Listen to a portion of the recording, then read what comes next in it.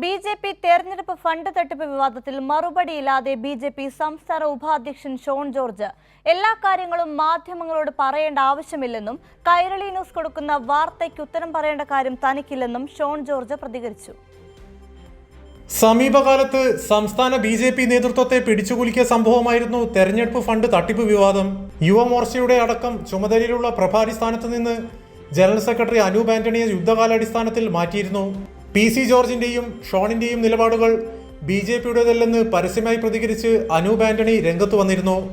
Fund തട്ടിപ്പ് വിവാദത്തിൽ മാധ്യമപ്രവർത്തകർ ചോദ്യം ചോദിച്ചപ്പോൾ ഇതായിരുന്നു ഷോൺ ജോർജിന്റെ മറുപടി. ഇപ്പം എല്ലാ കാറ്റിലോടുന്ന എല്ലാ കഥയ്ക്കും മറുപടി പറയാൻ ബി.ജെ.പിക്ക് പറ്റില്ല. കൈരളി ടി വി വരുന്ന കഥ വെച്ച് നിങ്ങൾ ചോദിക്കാതെ നിങ്ങളിത് എത്ര പറഞ്ഞാലും എൻ്റെ വായി നീ ഉത്തരവല്ലാതെ കിട്ടില്ല. കഴിഞ്ഞ ദിവസം ഫണ്ട് തട്ടിപ്പ് വിവാദത്തിൽ മാധ്യമപ്രവർത്തകർ ബി.ജെ.പി സംസ്ഥാന അധ്യക്ഷനോട് ചോദ്യം ചോദിച്ചപ്പോൾ ഉത്തരം പറയാതെ ഒഴിഞ്ഞുമാറുകയായിരുന്നു.